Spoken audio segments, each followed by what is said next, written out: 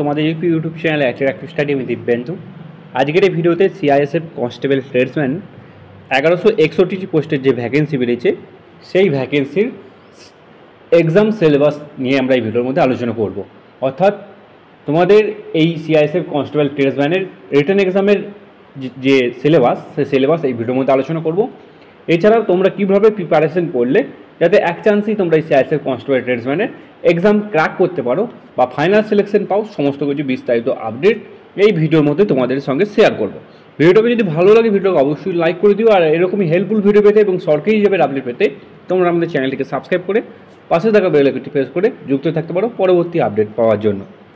তো at first তোমাদের উদ্দেশ্য আমি বলি যে সিআইএসএফ কনস্টেবল ট্রেডসম্যান বলো বা অন্য কোনো ফোর্সের ট্রেডসম্যান বলো, পার ইয়ার কিন্তু বেরোয় না। বেশিরভাগ ক্ষেত্রে সিআইএসএফে পার ইয়ার বেরোয় না। তো এই বছর যেহেতু 1161টি পোস্টের ভ্যাকেন্সি বেরিয়েছে, তোমাদের কাছে অপরচুনিটি আছে যাদের এজ ছিল বা যাদের এডুকেশনাল কোয়ালিফিকেশন ম্যাচ করেছে তারা অবশ্যই হয়তো আবেদন করেছো বা আবেদন করোনি, আবেদন করে দিও খুব শীঘ্রই। তো তোমাদের কাছে অপরচুনিটি সিআইএসএফ যেহেতু প্যারামিলিটারির মধ্যে সবথেকে খুব ভালো ফোর্স বলে মনে করা হয় সিআইএসএফকে, সেই কারণে আমি তোমাদেরকে বলবো এই সিআইএসএফ তোমরা জয়েন করতে পারবে এই সিআইএসএফ কনস্টেবল ট্রেডসম্যান রিক্রুটমেন্টের থ্রু। এবারে সিআইএসএফ কনস্টেবল ট্রেডসম্যানের বিভিন্ন ট্রেডের ভ্যাকেন্সি এখানে বেরিয়েছে। এই সিআইএসএফ কনস্টেবল ট্রেডসম্যানের তোমাদের উদ্দেশ্যে বলবো, অন্যান্য যে ট্রেডসম্যানগুলো হয় তোমরা জানো, ফার্স্টে তোমাদেরকে ফিজিক্যালের জন্য রাখা হয়, ফিজিক্যাল পিইটি পিএসটি হয়, ট্রেড টেস্ট হয়, ডকুমেন্ট ভেরিফিকেশন হয়, তারপরে তোমাদের রিটেন এক্সাম হয়। দেন ওই রিটেন এক্সাম হওয়ার পরে তোমাদের যে মেডিকেল হয়, লাস্ট টেস্ট মেডিকেল এবং ডিএমই এবং আরএমই।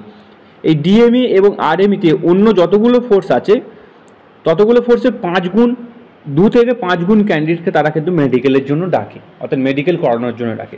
কিন্তু এই সিআইএসএফ একমাত্র এমন একটা ফোর্স যেখানে তোমাদের মেডিকেলের জন্য মাত্র 1:1, অর্থাৎ তাদের যেহেতু 1161টা পোস্টের ভ্যাকেন্সি আছে, সেই 1161টাই ক্যান্ডিডেটকে তারা কিন্তু মেডিকেলের জন্য ডাকবে। অর্থাৎ তোমাদের যাদের রিটেন এক্সাম হওয়ার পরে যাদের নাম্বার লিস্টে আসবে তারা কিন্তু মেডিকেল কোয়ালিফাই করলেই ফাইনাল সিলেকশন তোমরা পেয়ে যাবে, এটা কিন্তু 100% শিওর। তার জন্য কী করতে হবে, তার জন্য খুব ভালোভাবে প্রিপারেশন করতে হবে তোমাদেরকে।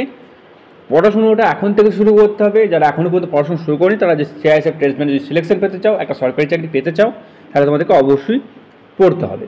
এবার কথা হলো কীভাবে পড়বো, কী সিলেবাস ফলো করবো, সমস্ত কিছু দেখাচ্ছি অফিসিয়াল নোটিফিকেশন অনুযায়ী। তোমরা দেখো, এখানে দেখো রিটেন এক্সাম সম্বন্ধে 11.2 নম্বর প্যারাগ্রাফে এখানে বলা হচ্ছে the candidate who can qualify PET PST documentation and trade test. অর্থাৎ যারা পিইটি পিএসটি ট্রেড টেস্ট এবং ডকুমেন্টেশন কোয়ালিফাই করবে তাদেরকে ওএমআর বেসড বা সিবিটি বেসড কম্পিউটার এক্সামের জন্য তাদেরকে ডাকা হবে, অর্থাৎ অ্যাডমিট কার্ড জারি হবে। তো এখানে বলে দিই, এখানে তোমাদের এক্সাম কিন্তু সিবিটি বেসড হবে, অর্থাৎ কম্পিউটার বেসডে এসএসসি জিডিতে তোমরা যেরকম দিয়েছো সেই রকমই তোমরা কিন্তু এখানে সিবিটি বেসড এক্সাম দেখতে পারবে। এই যে এক্সামটা এটা কিন্তু অবজেক্টিভ টাইপ, অর্থাৎ একটা কোশ্চেনের 4টে অপশন থাকবে, সেরকম কোশ্চেন কিন্তু তোমরা পাবে। প্রত্যেক কোশ্চেনের জন্য 1 নম্বর করে পেয়ে যাবে।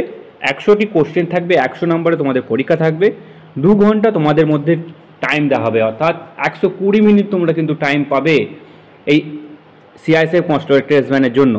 এখানে কোনোরূপ নেগেটিভ মার্কিং কিন্তু থাকছে না, অর্থাৎ এসএসসি জিডিতে যেমন 0.25 নেগেটিভ মার্কিং থাকে, সিআইএসএফ কনস্টেবল ট্রেডসম্যানে কোনো নেগেটিভ মার্কিং নেই।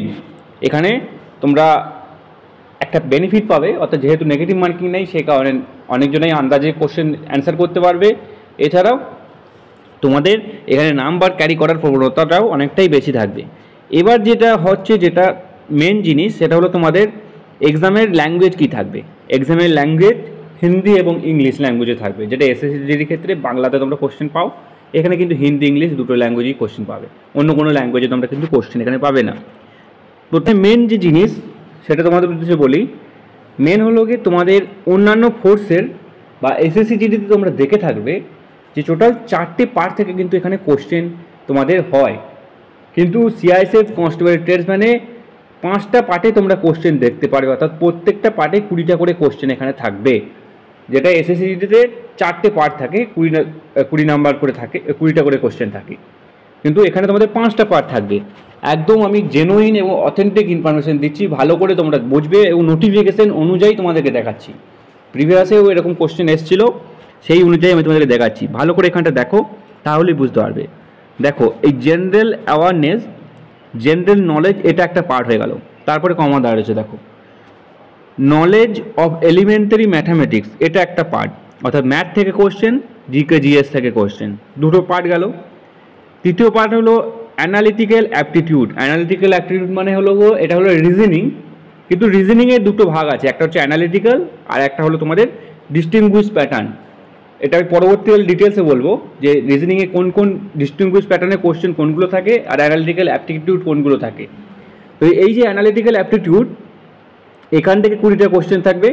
এছাড়াও ability to observe distinguished pattern থেকেও 20টা কোশ্চেন থাকবে। লাস্ট সবার শেষে হিন্দি এবং ইংলিশ গ্রামার থেকে তোমাদের কিন্তু কোশ্চেন এখানে থাকবে। অর্থাৎ মেন কথা এখানে বলতে গেলে আমি যদি এখানে তোমাদেরকে দেখাই,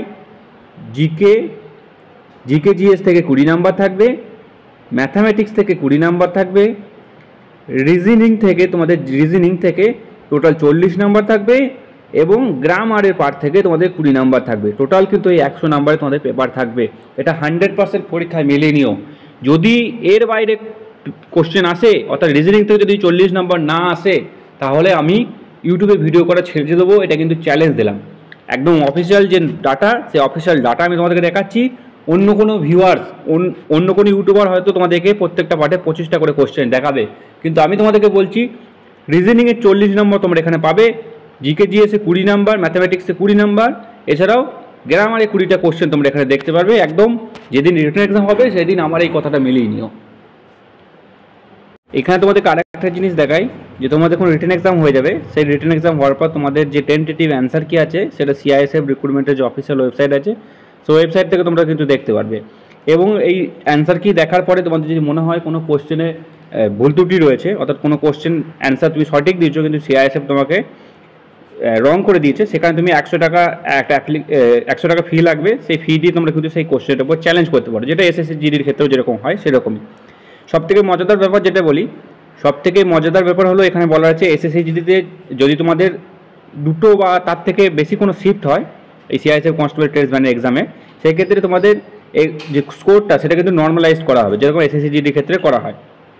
এছাড়া আরেকটা জিনিস বলি, তোমাদের এই যে রিটেন এক্সাম দেবে, রিটেন এক্সাম দেওয়ার পর তোমাদের যে ফাইনাল কাট আপটা আসবে, মেডিকেলের জন্য যে কাট আপটা আসবে, সেই কাট আপটা কিন্তু অল ইন্ডিয়া আসবে না। এই কাট আপটা কিন্তু তোমাদের কি আসবে, জোন ওয়াইজ, ভালো করে বুঝবে, জোন ওয়াইজ, ট্রেড ওয়াইজ এবং ক্যাটাগরি ওয়াইজ। জোন ওয়াইজ মানে যেহেতু জোনের ভ্যাকেন্সি আলাদা আলাদা ভাগ করে দেওয়া হয়েছে, আমাদের যে নর্থ ইস্ট 2, সেহেতু সেই নর্থ ইস্ট 2 এর আলাদা কাট আপ আসবে।